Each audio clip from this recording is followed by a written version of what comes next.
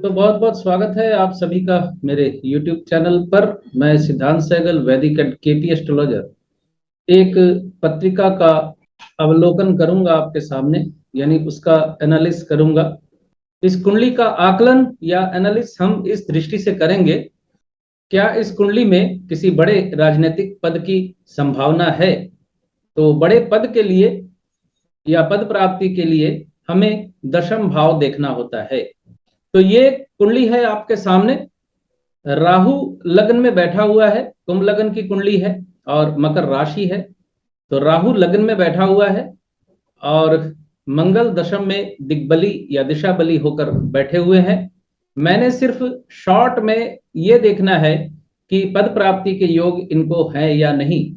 तो इस वक्त शनि की महादशा इनको चल रही है और शनि जो है शुक्र के नक्षत्र में है। आप यहां देख रहे हैं राहु जुपिटर के नक्षत्र में और चंद्रमा मंगल के नक्षत्र में। मैं इन तीनों ग्रहों का ही आकलन करूंगा। तो यहां मैं आपको बता दूं सबसे पहले कि चंद्रदेव मंगल के नक्षत्र में है और मंगल काफी मजबूती से दसम भाव में है। तो यानी चंद्रमा के माध्यम से दसम भाव से इनका संबंध बन रहा है, जो कि पद प्राप्ति का संकेत देता है।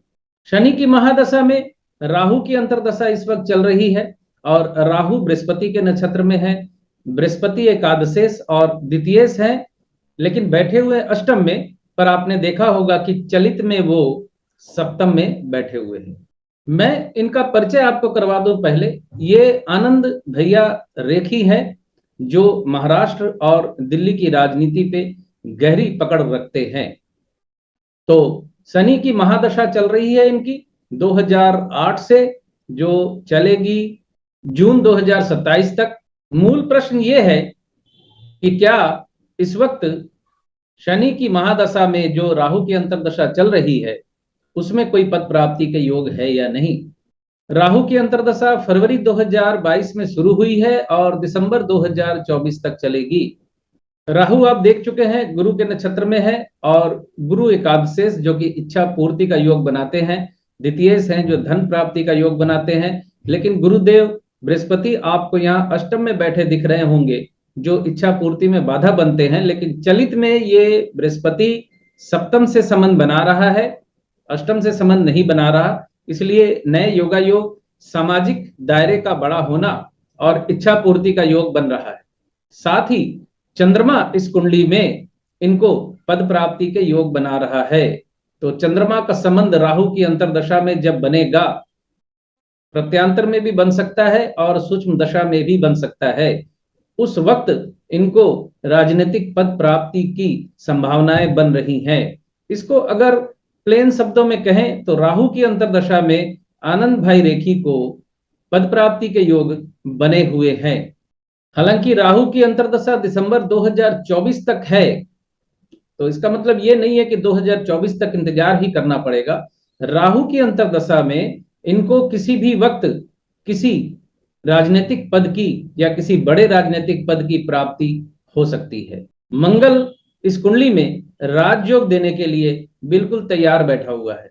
वर्तमान में शनिदेव वक्री हैं और आनंद भाई रेखी की राशि जो है वो मकर राशि है।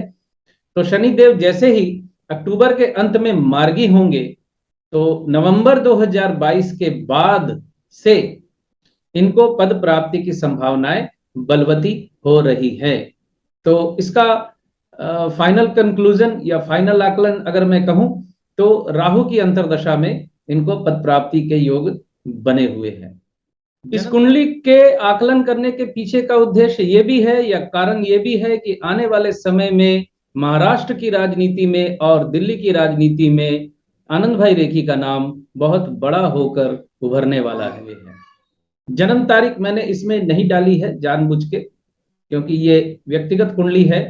तो अगर किसी की कुंडली का आकलन में डालता हूं तो उसकी जन्म तारीख डालने से थोड़ा बच रहा हूं, नहीं डालना चाहता। हाँ, बहुत सी फेमस पर्सनैलिटी है जिनकी डेट ऑफ बर्थ गूगल पे पड़ी हुई है, उसकी डाल देता हूं, वो अलग बात है। तो इस कुंडली में जो प्रोमिनेंट पॉइंट, जो 2-3 पॉइंट जो मैंने आपको बताए हैं, जो न्यू लर्नर हैं, जो सीख रहे हैं, जो सीखना चाहते हैं, वो जरूर मार्गदर्शन प्राप्त करेंगे इस पॉइंट से। पहला पॉइंट है शनि की महादशा। शनि शुक्र के नक्षत्र में है। शुक्र का संबंध चलित में पंचम से बना हुआ है। शुक्र चतुर्थेश और नवमेश है।